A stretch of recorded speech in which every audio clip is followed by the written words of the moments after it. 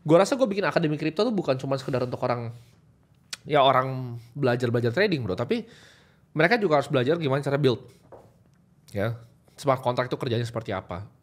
Jadi kalau kalian bilang, oh itu kelas gitu, memang kelas yang bagus sekali. Iya. Kelas paling bagus di negara ini. Kuliahan juga kelas kan? Nah itu balik lagi nih. Kuliahan juga kelas bro. Iya. Gitu. Coba gua tanya, emang apa yang lu belajar di kuliah? Gitu. Lu belajar di kuliah sama lu belajar di Aceh. Gua sumpah ini lu belajar di sini lebih dalam. Gitu. Ini levelnya kuliah di luar negeri. Kalau mungkin kuliah di luar negeri itu banyak meritnya bro. Tapi kalau di sini, at least yang gue lihat, gue nggak bisa ngomong sebanyak lu karena gue 1 semester. Tapi kuliahnya beneran loh ya. Iya kuliah beneran. Jangan ke luar negeri karena duit papi terus foto-foto di depan ini pakai jaket Moncler begitu terus kayak kuliah di luar negeri. Jangan terus gitu. Pulang ke sini tetap di kerjanya papi nggak yang gitu ya. Yang kuliah begitu. beneran. Kuliah beneran. Nah gue mungkin nggak bisa ngomong sebanyak dia karena dia beneran kuliah ya, banyak kuliahnya, cepet dan banyak dan jadi dosen ngajar di situ juga. Sedangkan gue itu cuma 1 semester suka keluar karena waktu itu gue ada pekerjaan harus ngurus karyawan. Yes. Nah, yang gue lihat pas zaman kuliah, satu materi itu outdated. Waktu itu gue ambil sistem informasi, yang diajarin itu jujur ya, karena gini, gue belajar sistem informasi itu udah dari dulu. Gue sempat pegang salah satu perusahaan ERP juga baru dulu, ya, Enterprise Resource Planning. Ya. Jadi gue itu paham betul gitu tentang sistem.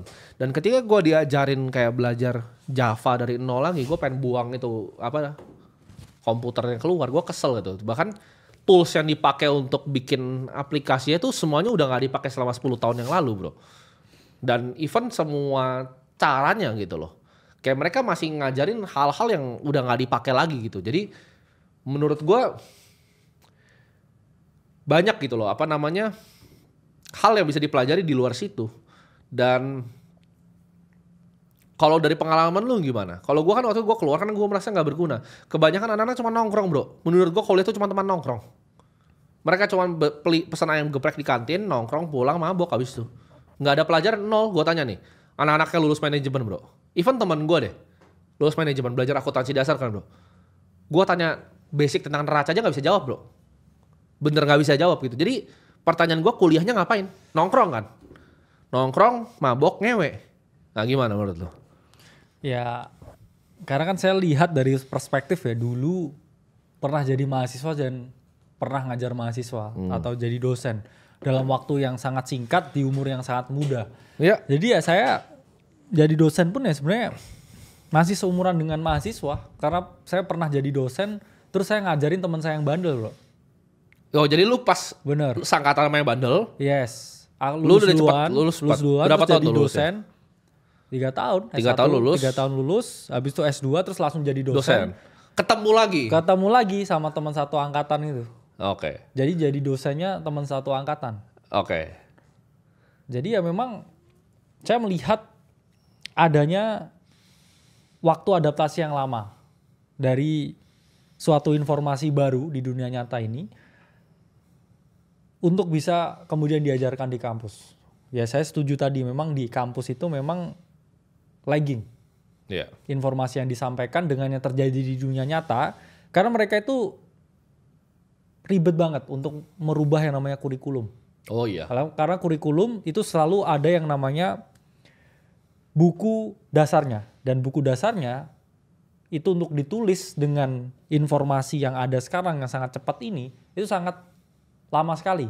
Dan mereka kalau mau menyampaikan sesuatu itu harus berdasarkan scientific research, jurnal, dan juga buku pengantarnya yang mana itu update-nya juga lama. Iya betul. Jadi mereka pun mau oke, kita rubah ya kurikulumnya, terus kayak ini mana nih kayak dasar bukunya, itu nggak ada. Gimana mau update dengan dunia sekarang yang mana kayak kita tahu perkembangan AI begitu cepat, perkembangan aset digital kayak kripto ini sangat cepat. Dan saya yang merasa dulu ya waktu jadi mahasiswa ini, wah kok yang diajarin ini saya SMA udah ngerjain ini. Ya, betul. Karena kan saya SMA juga banyak olimpiade terus S1 lah. Ini kan kerjaan saya waktu SMA dulu. Betul. Terus kok masih diajarin. Nah setelah itu saya jadi dosen, saya mau coba ya akuntansi, misalkan ngajarin akuntansi ini lebih advance lagi, itu nggak boleh. Ya kamu harus sesuai dengan inilah, sesuai dengan kurikulum. Kena tegur juga. Jadi kita mau mempercepat ini pun juga selalu kena semprot bro. Benar. Tapi mereka pun kena semprot lah, kenapa nggak boleh? Ya kita harus ngikutin kurikulumnya. Karena gini, kurikulum tuh sangat outdated, makanya misal contoh kuliah IT itu melahirkan orang-orang IT yang goblok. Ini gue benar-benar akan ngomong di sini. Lu kalau kuliah IT lu pasti keluarnya jadi orang goblok. Kenapa gini? Pas yang gue ngomong bro, dulu website bisa bikin website tuh coding 30 menit. Mereka banyak yang klewer-klewer. Padahal memang beneran ya. Banyak tech-stack yang emang lu bisa bikin website 30 menit. Contohnya WordPress, lu bisa bikin website 30 menit pakai itu. Tapi ada yang bilang, oh tapi kan lebih keren kalau native, kalau gini. Anjing lu. Lu harus bikin sesuatu, itu sesuai dengan fungsi. Contoh, aplikasi ringan, lu kalau nggak mau bikin dual bug, ya lu pakai React gitu loh, stacknya. Lu jangan sok-sokan gitu. Karena gue dari dulu ya, zaman gue kuliah, ketika gue sistem informasi, gue bikin aplikasi bro, itu udah di 2 tempat yang beda. Gue bikin di Android sama di iPhone tuh satu pakai Swift, satu pakai Java. Jadi ketika gue ngomong coding tuh bisa 30 menit, gue beneran tahu itu bisa 30 menit gitu loh. Gue udah pakai orang India yang kerja sama gue tuh orang India, gaji 100 juta seorang buat bikin aplikasi gue. Satu di Swift, satu di Java. Jadi lu jangan ngomong kayak programming. Gue SMA gue ngerjain ERP bos. Sistemnya tuh kalau lu tahu. Ya. Gue udah ngerjain itu pas diajarin kuliah toolsnya bro, gila bro. Gue bilang ini mah gambar kayak gini pakai Figma tolol. Dalam hati gue ini dosen bego banget gitu. Jadi gue pas gue bilang itu website bisa 30 menit. Gue beneran bisa bikin sendiri 30 menit. Gitu. Nah itu pasti lulusan-lulusan IT, makanya miskin, gajinya 7 juta, paling 8 juta, ya kan? Kenapa? Karena kalian gak punya otak. Kalian begitu 30 hari gitu, enggak itu 30 menit bisa. Apalagi kalau orang India bro, wah super cepat mereka, ya. Yeah. India tuh jago-jago gitu. Jadi, ya bilang, oh Timothy gak ngerti coding, goblok lu, sini, ayo coba datang ke sini. Lu, semua yang kita bikin ya, kalian tuh harus tahu kita tuh bukan dua orang bego gitu di sini, ya. Gue tahu apa yang gue omongin dan sama gue bilang tadi. Kalau menurut gue kuliah scam, menurut lu scam nggak?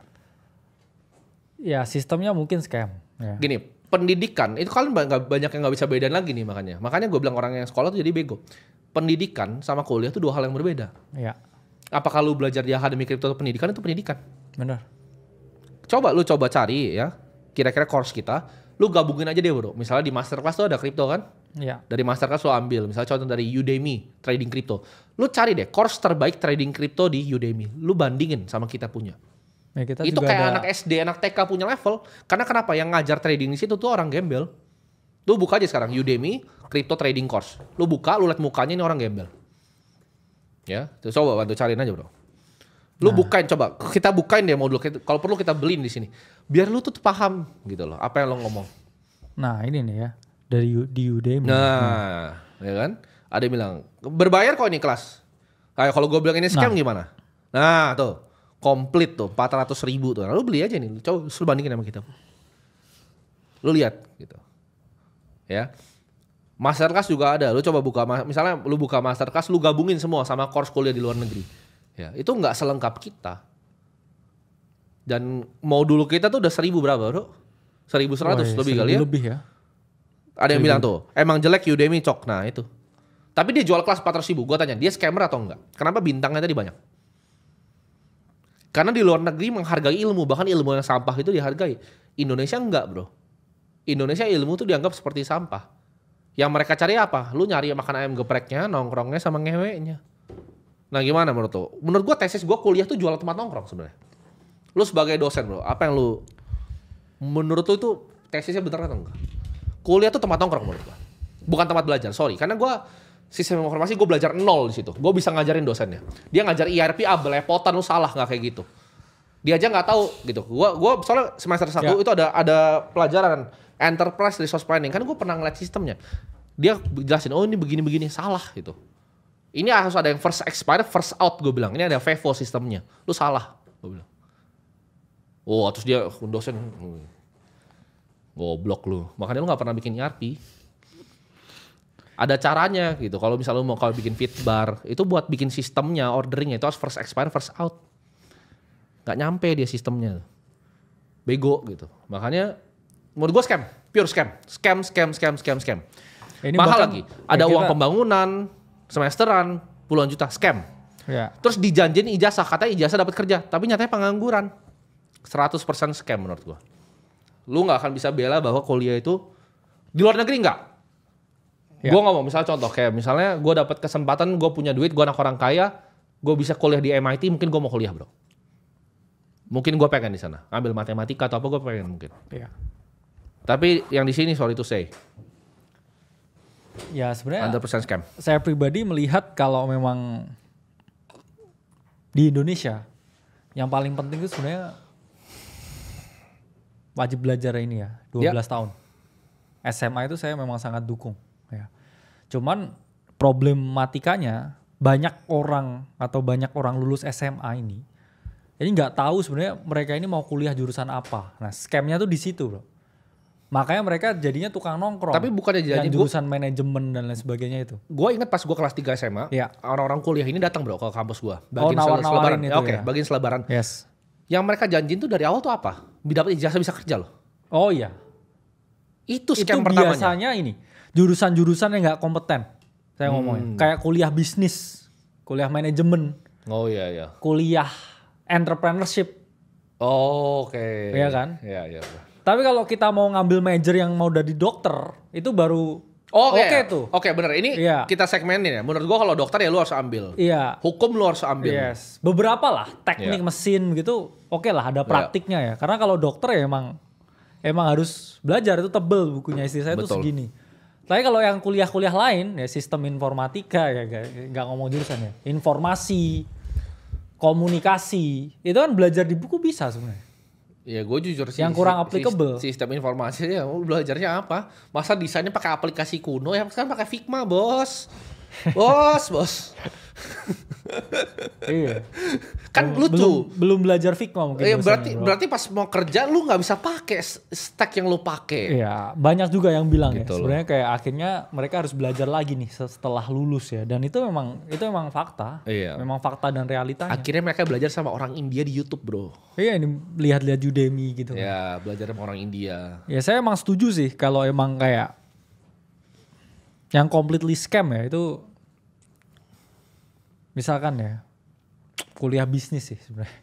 Business creation gitu. Enggak, karena yang ngajarin bisnis di kampusnya itu nggak punya bisnis, bro. Dosen bisnisnya nggak punya bisnis. Saya benar-benar ada nih ya, maksudnya dulu ya saya tahu ada kayak sekolah ya bisnis ya, S1 sarjana bisnis gitu. Tapi saya ngerti kayak dosen yang ngajar bisnis itu kayak punya restorannya bangkrut gitu. Terus kayak dia ngajarin tentang bisnis ya itu kayak come on gitu kan. Ya benar.